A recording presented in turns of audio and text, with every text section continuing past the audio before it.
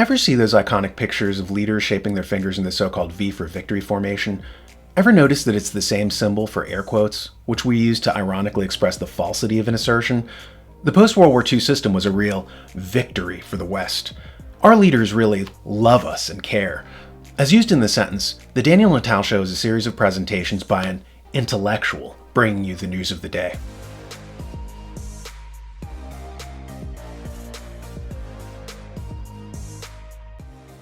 One of my kids went to the library and got the book Wicked, about the Wizard of Oz as told from the Wicked Witch's perspective.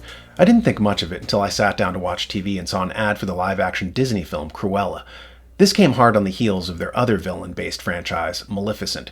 Vox has an article entitled, "Why It's So Satisfying to Root for Disney Villains," in which we read, "Cruella is merely the latest example of Disney's enthusiasm for catering to the fans of bad guys, a stance it has increasingly leaned into over the last decade as it started to craft franchises around villains after defining itself by its princesses. Frozen's Elsa was originally intended to be the villain of that film, before the narrative shifted to make her the sympathetic anti-hero instead. Angelina Jolie headlined 2 live-action films exploring the backstory of Sleeping Beauty's evil dragon Maleficent in 2014 and 2019. The company even took the gambit off-screen, launching a new board game franchise, Disney Villainous, in 2018, that encourages characters to play as its most popular evil characters and triumph over the forces of wholesomeness. This is, of course, part and parcel of Disney's decline after the death of Walt and its purchase by a new group of unscrupulous media barons, the same group who had the company's founder spinning in his grave when they inaugurated Gay Day at Disney World and hired convicted pedophiles like Victor Salva to make their films. Like when Guardians of the Galaxy director James Gunn tweeted out dozens of pro-pedophilia statements, it would have been career-ending under the old Disney studios, but not so much under the new Disney policy. Gunn is still working on children's pictures with the full blessing of the top brass, as are dozens of other James Gunns and Victor Salvas. This is all part of the marketing of evil to the population, specifically to young people, the moral inversion of society.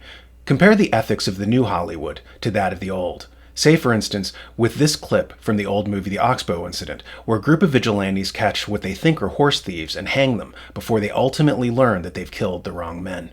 Consider the moral angst that this sets off. You ought to read this letter, too. You know I can't read.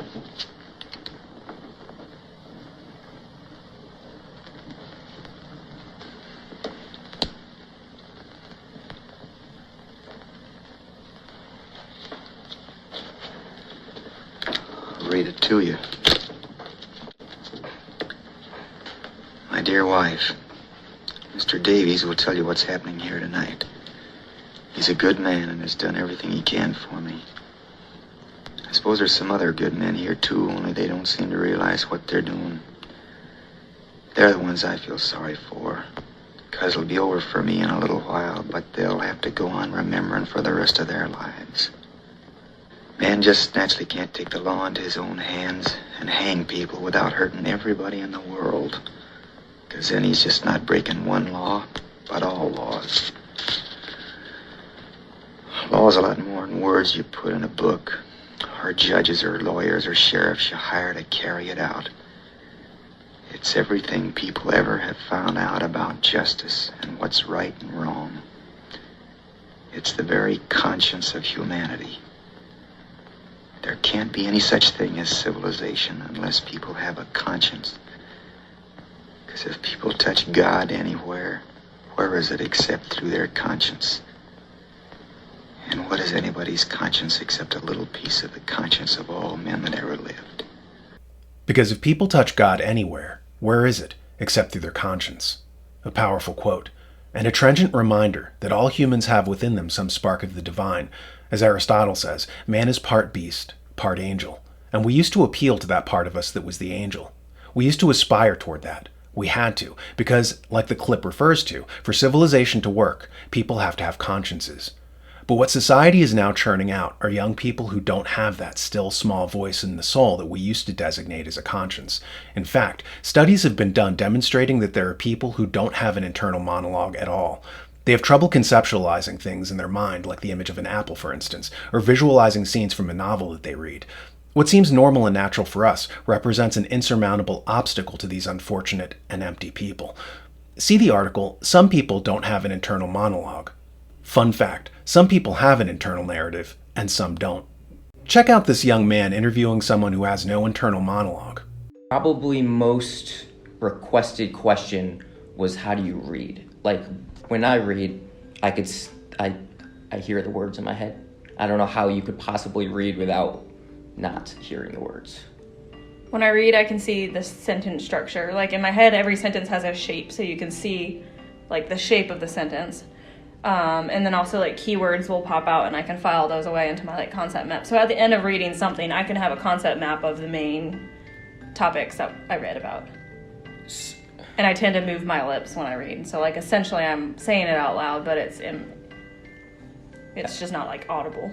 So, do you visualize the setting when you're reading a book? No, it's not like images. To repeat, if people touch God anywhere, where is it except through their conscience? And what is the conscience but that still small voice in the soul? What happens when you've created generations of non-playable characters who are utterly dead inside, empty, devoid of spirituality? In that spot where God used to reside, there is nothing now but a void. Beware, because once you're hollowed out, there are individuals who are eager to step into that vacuum and to fill that void.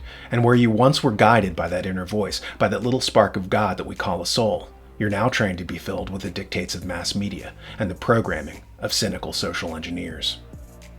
Could reading the New American Magazine boost your heart health, support your immune system, and help you lose 20 pounds of unsightly fat? The answer is no. But you should read it anyway. It'll keep you informed and provide information that cuts through the noise of lesser news outlets. thenewamerican.com. And don't forget to subscribe to us on social media and hit that like button.